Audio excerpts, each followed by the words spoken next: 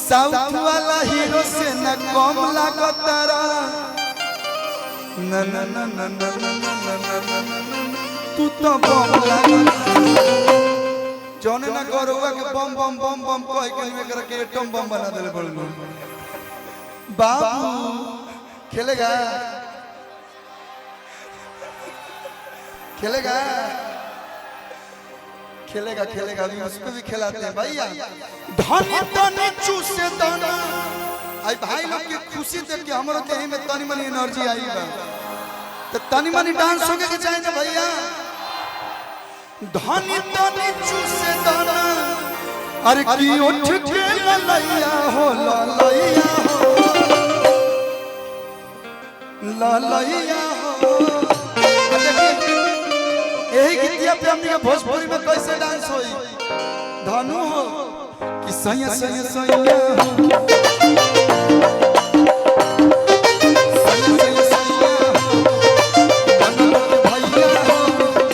तोहरे दी हलवार दहाबते करी हैया तोहरे दी हलवार दहाबते करी हैया ताली बजा के मैं लोग मोबाइल ऐसे रख ले तन में मीठ मीठ ताली बजा के कि सैया सैया सैया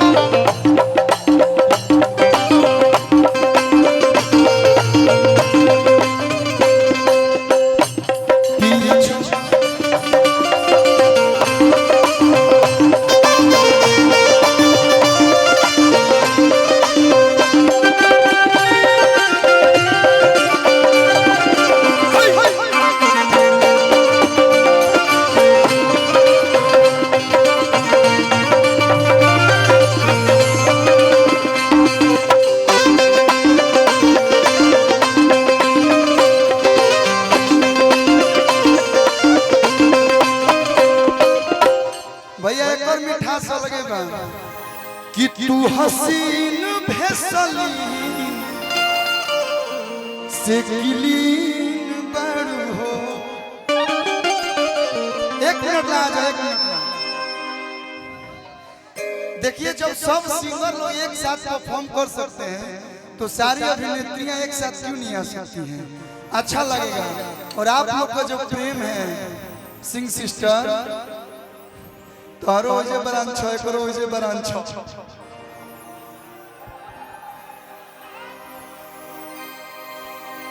कि तू हसीन भेसलीन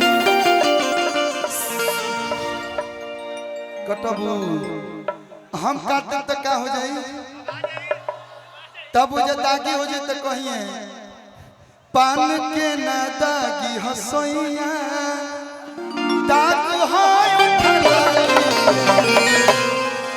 कि तू हसीन भेसलीन से किलीन लागेलू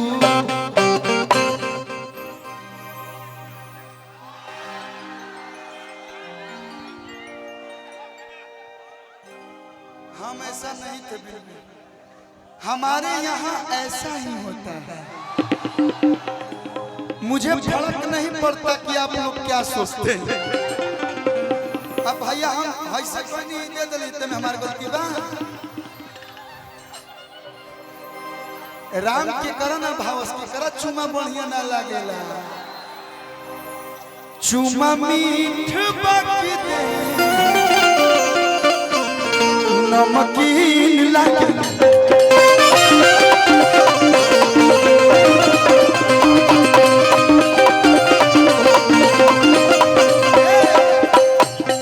हसीन भेसलीन से किलीन लागलू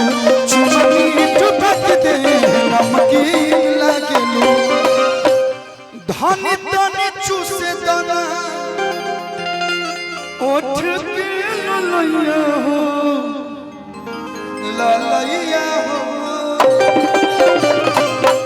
धरे दाना कालू के नरमी कलैया हो पिया छोड़ दीना सॉरी ये मेरे मुंह से क्या निकल गया धरे दाना कालू के ये सिचुएशन से था नरमी कलैया हो कलैया देखिए तीनों आदमी नाचे तो कितना बढ़िया लगे, लेकिन चारों तरफ से हाथ लगा के ताली बजा के कि सैया सैया सैया